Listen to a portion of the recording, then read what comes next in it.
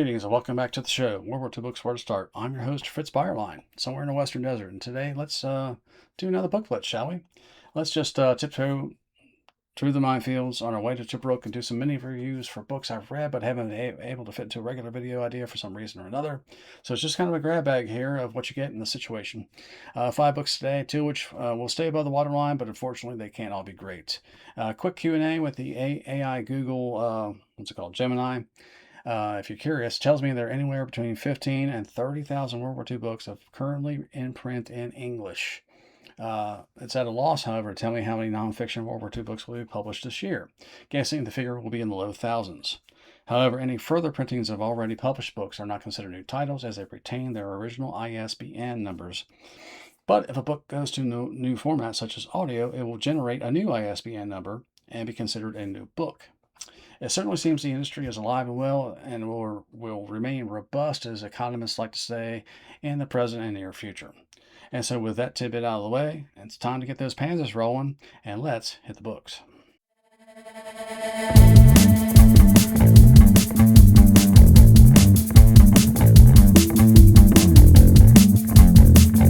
First up, The Great Terror Reassessment by Robert Conquest. Originally published in 81, republished in 96. It's very thick, and it's very long if you do audio. It's like 30 hours. Okay, so yes, this is a precursor to the war, but I'm going to break the chains here and throw it in here anyway. It's a mighty thick brick, and you're going to need some stamina and strong eyes or some strong ears to get through it, and you had best be up to date on all your Russian names, both famous and not so famous, that Stalin threw under his terror bust in the 1930s purges, from the first trials through to the biggies with all the recce and sabotage and counter-revolutionary crimes they encompass. It must be remarked that almost everyone tried it seems also turns out to have been a Trotskyite, and many of these unfortunate souls also seem to have a penchant for trying to assassinate a great leader. And it's kind of a cowardly czarist reactionary movement that demands confession first in the courtroom and then execution for the vast majority of criminals tried, and every so often you might get a lenient 20-year sentence in the gulag if the court's feeling merciful on a Tuesday, or someone from above said, "Don't kill this guy yet, we'll get him later." It's rough going. It's strictly top-down political science history here, but if you have a good framework of understanding of Stalin, the Stalinist pre-war period, you get through it. Is it worth it? I read it as a curiosity, really, because this title's been around for a long time, referenced a lot of times in other studies, and I'm glad it did. But I'm not likely to repeat the experiments, even though I'm going to lose a lot of it with the passage of time. There is one section that is really good and really valuable, comes to life, is the process of detention and interrogation, torture, and how you were eventually going to confess, whether you wanted to or not, through just grinding you down, repetitive process. You do anything to get it over with eventually. That is a very good section. You have to be really good with Russian last names. They thing about political history of the Soviet period is that it's almost always last names. And people's first names just kind of blend into the framework. It's kind of dehumanizing. These people are all just one single name people, and it's always their last name. And it can get kind of disorienting and kind of robotic. So if you're not up to that, this ain't for you. But if you really want to go the whole hog on the great trials and what the purges eventually were all about for Stalin, it is worth it. That's the Great Terror Reassessment by Robert Conquest.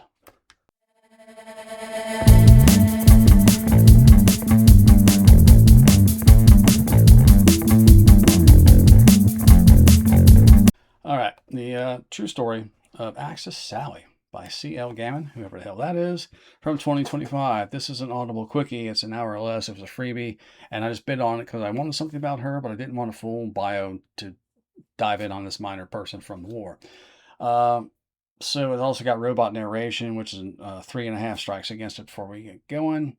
You don't get much in an hour long course, and then especially it's split between the German and Italian versions of Sally. There's Mildred Gillars, and there's Rita Zucca. Yeah.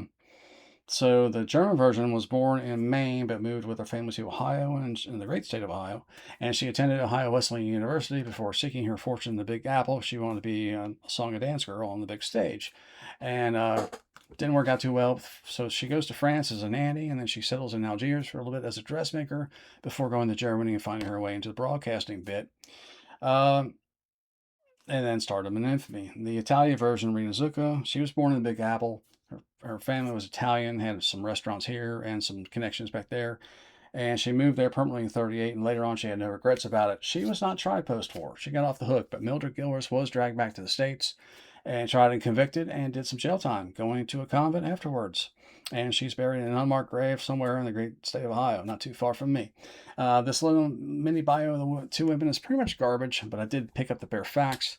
There was a movie about her, starring somehow Al Pacino in his declining years, that really struggles to get off the ground, and as you would expect, paints her pretty favorably. It also stars Thomas Kretschmann, the go-to Nazi of this generation's actors. He's starring as an unlikely Goebbels. He doesn't look too comfortable in the role either. It's watchable, just barely. The book, half a star.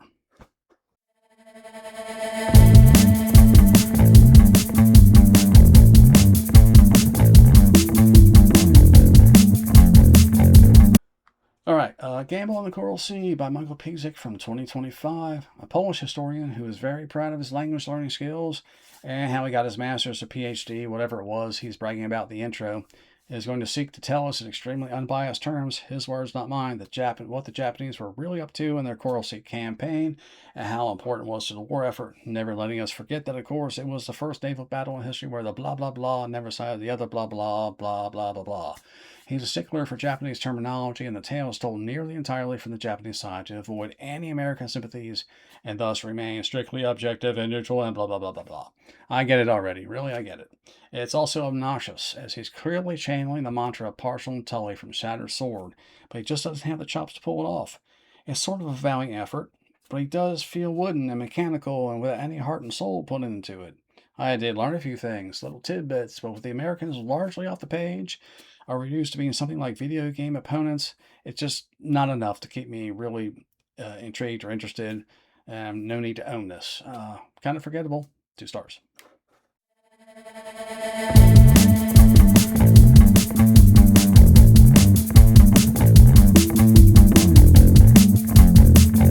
All right, The Gothic Line by Mark ZUELKE from 2003, 550 whopping pages, main body. Recounting a Canadian offensive in Italy against the Gothic Line. It's a bit of a flag waver to get us to remember it wasn't just the Yanks doing stuff in the war. The Canadians did stuff too, and I get it. He doesn't ever do it, but there is a strong whiff of hurrah emanating from the pages. It doesn't really resonate with me, but it's well written. If you're into the Italian theater, it might be for you. 3 stars.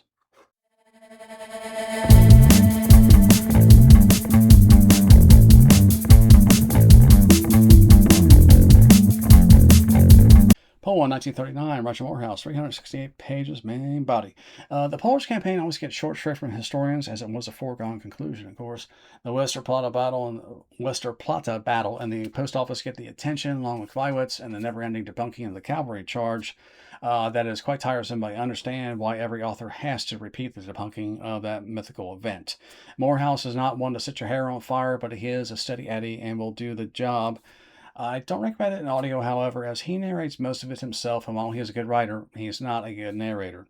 But then there's an odd section where a professional narrator steps in for a while and brings the story to life quite well, only to be subbed out again for Moorhouse, inexplicably, and back to the drudge we go. So I'd say tackle this one in print only, and you'll get more out of it. 3 stars as Poland, 1939. And that'll do it for our Book Blitz number 3 today. I hope you've enjoyed our ramble through the desert on the way to Tobruk, where I expect we'll take the town swiftly and secure a valuable port for supplies as we turn our eyes towards Cairo and the canal. Until next time, I'm Fritz BAYERLEIN, and I can't wait to get into town so I can get a shave and clean up a little bit, maybe take a dip in the Mediterranean and cool off. Until next time, happy reading.